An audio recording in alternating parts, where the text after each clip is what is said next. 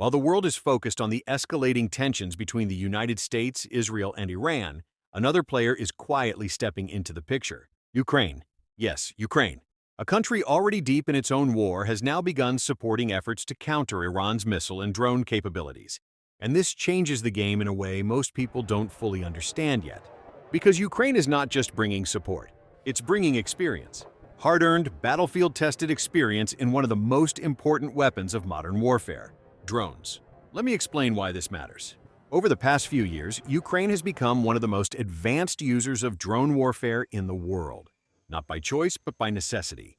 Facing a much larger military force, Ukraine had to adapt quickly. They didn't have the advantage of numbers, so they turned to precision, speed, and innovation. And here's where it gets even more interesting. The very country that helped shape this battlefield, Russia, is also one of the most experienced nations when it comes to drone warfare. But not in the way people usually think. Because in this conflict, Russia has both used drones and had its own forces and infrastructure targeted by them. Which means something unique has happened. A full-scale, real-world testing ground for drone warfare has been unfolding for years, and Ukraine has been right in the middle of it, learning, adapting, improving. Now, as tensions rise in the Middle East, that knowledge is becoming extremely valuable, because the kind of threats being faced, swarm drones, loitering munitions, coordinated aerial attacks, are very similar to what Ukraine has already been dealing with. Think about that for a second. While some countries are just beginning to understand how dangerous drones can be, Ukraine has already been fighting against them daily, and not just defending, but using them offensively with incredible precision. In modern warfare, drones are no longer just support tools. They are frontline weapons, small enough to go unnoticed, cheap enough to deploy in large numbers, and smart enough to strike with accuracy. Russia understood this early. Over time, it developed and deployed a wide range of drone systems, from surveillance drones that map out enemy positions, to attack drones capable of striking targets deep behind the front lines. And they didn't just use them in theory. They used them continuously, refining tactics, testing limits, pushing boundaries. But here's the twist. Every time a drone was launched, every time a system was deployed, Ukraine was watching, studying, learning. And that's what makes this moment so important. Because Ukraine didn't just survive these attacks. It evolved because of them. They developed countermeasures, electronic warfare systems that can disrupt signals, detection methods to spot drones early, rapid response tactics to neutralize threats before impact. And perhaps most importantly, they learned how to fight drones, with drones.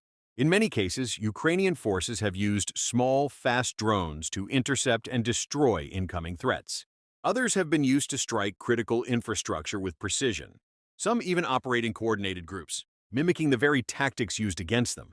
This constant cycle of attack and adaptation has turned Ukraine into something rare, a nation with real-time, battlefield-proven drone expertise. So, when Ukraine steps into a situation like the current Middle East conflict, it's not just offering support. It's bringing a playbook, a tested system, a deep understanding of how these threats behave, and how to stop them. And this is where the global implications begin to unfold. Because drone warfare is not limited to one region anymore. It's spreading rapidly. What was once considered advanced military technology is now more accessible, more adaptable, and more unpredictable. Countries are no longer just building larger armies.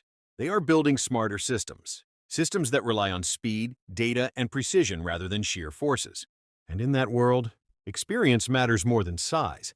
Ukraine's involvement signals something bigger, a shift toward shared knowledge in modern warfare, where lessons learned in one conflict are applied instantly in another.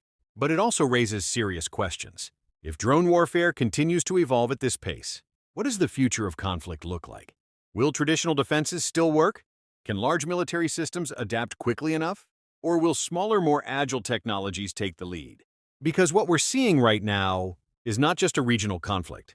It's a glimpse into the future of warfare, a future where battles are fought not just with tanks and jets, but with algorithms, signals, and machines that can operate faster than human reaction. And in that future, the countries that adapt the fastest will have the advantages. So as this situation continues to develop, keep your eyes on the technology, because behind every headline, there's a deeper shift happening. Let me know what you think in the comments. Do you believe drone warfare will dominate future conflicts? Or do you think traditional military power will still lead? Don't forget to like, subscribe, and check out the next video, because this story is only just beginning.